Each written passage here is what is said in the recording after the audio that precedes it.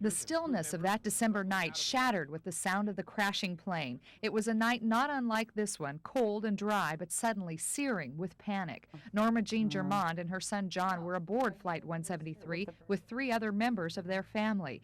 John was in row 3 when the plane went down. My head bounced against the seat in front of me, and then the pillow fell down, and then my head hit the seat in front of me several times, and then everything was quiet.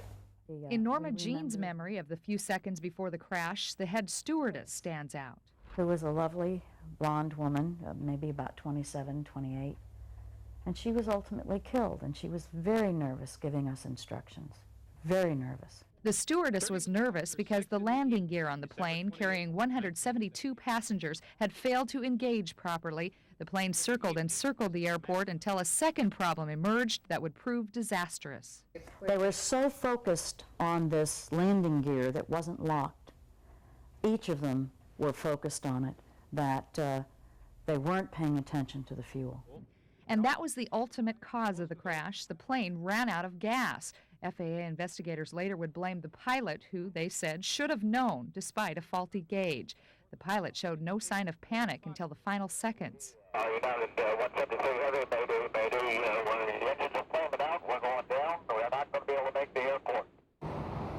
The plane did not come down at the airport runway. It came down here at about 157th and East Burnside.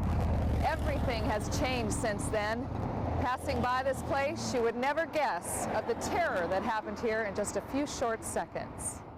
10 people died in the crash and dozens more were injured, but miraculously most survived, including the pilot and all 5 members of the Germond family.